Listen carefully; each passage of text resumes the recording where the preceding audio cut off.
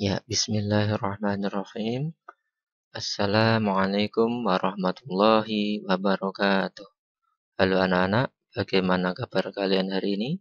Semoga sehat selalu ya. Amin ya rabbal alamin.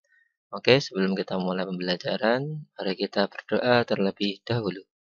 A'udzu billahi minasy syaithanir rajim. Bismillahirrahmanirrahim. Allahumma arhimni rusdi wa'idni min syarri nafsi.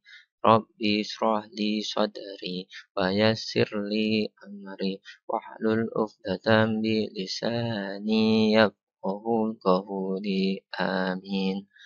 Ya, pada kali ini Pak akan menjelaskan tentang pembelajaran 5 tema 7 subtema 2.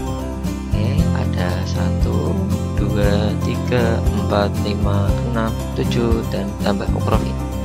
Dan pertama ya, contoh penguapan. Berikut adalah contoh penguapan. 1. Volume bensin berkurang ketika dibiarkan terbuka di ruang terbuka. 2. Pakaian basah menjadi kering saat dijemur di bawah terik matahari. Oke, paham contoh penguapan anak-anak? Lanjut ya.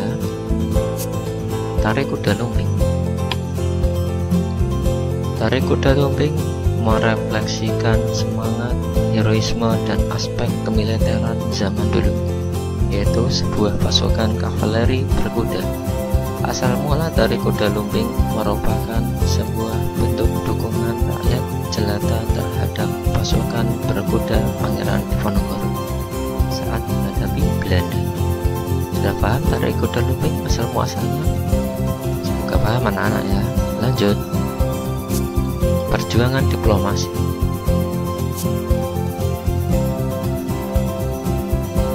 Bangsa Indonesia telah resmi merdeka 17 Agustus 45. Namun banyak bangsa asing seperti Belanda, Jepang, Inggris yang tidak setuju. Setelah bangsa Indonesia merdeka, tentara Belanda Nica kembali datang dengan membonceng tentara Inggris di bawah pimpinan Sir Philip Christison. Tentara Inggris Afnai bertugas melucuti tentara Jepang dan membebaskan tawanan perang sekutu. Kedatangan tentara Inggris ditentang rakyat Indonesia. Perlawanan terjadi di mana-mana. Contohnya pertempuran 10 November, Surabaya, dan lain-lain. Perlawanan diplomasi pun atau perundingan juga dilakukan sebagai berikut. Pertama, perundingan Linggarjati terjadi pada tanggal 10 November 46 di Linggarjati, Cirebon, Jawa Barat. Indonesia diwakili Sultan Syahrir, Belanda oleh Prof. Sukarmarha. Isi perjanjian. 1. Belanda mengakui kekuasaan Republik Indonesia atas Jawa, Madura, Sumatera. 2. Negara Indonesia Serikat terdiri dari Negara Republik Indonesia, Negara Indonesia Timur, dan Negara Kalimantan. 3.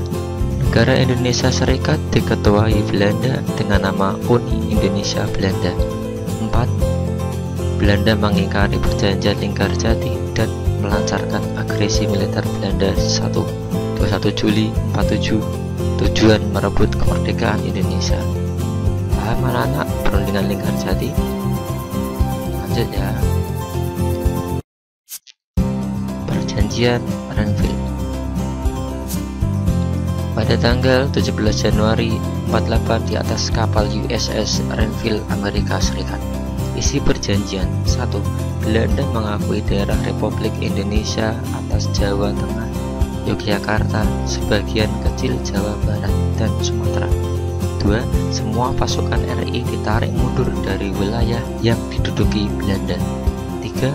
Belanda tetap berdaulat di seluruh wilayah Indonesia sampai diserahkan kepada RIS, Republik Indonesia Serikat yang dibentuk. 4. Belanda lagi-lagi mengingkari perjanjian ini dengan melakukan agresi militer Belanda 2. 19 Desember tahun 1949. Ya, perjanjian Renville ternyata malah semakin memperburuk keadaan. Wilayah Indonesia semakin sempit. Lanjut. Perjanjian Royan-Royan terjadi pada tanggal 17 April 49 di Jakarta. Indonesia diwakili Muhammad Royan, Belanda Van Royen. Isi perjanjian: pemerintah Indonesia dikembalikan ke Yogyakarta. 2. Menghentikan gerakan militer dan mengembalikan tawanan Republik Indonesia sebagai bagian dari negara Indonesia Serikat. 3. Akan dilaksanakan konferensi meja bundar. Nah, perjanjian Royan-Royan ini dinamakan Royan-Royan karena Indonesia diwakili Muhammad Royan, Belanda Van Royen. Namanya dijadikan nama perjanjian Royan-Royan. Sudah paham anak-anak isi perjanjiannya? Lanjut ya. Oke, konferensi meja bundar. Konferensi meja bundar.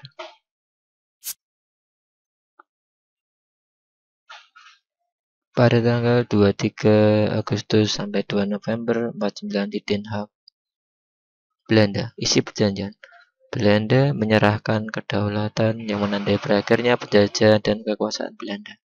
2. Pembentukan Republik Indonesia Serikat. 3. Mengembalikan wilayah Indonesia menjadi satu kesatuan kecuali Irian Barat. 4.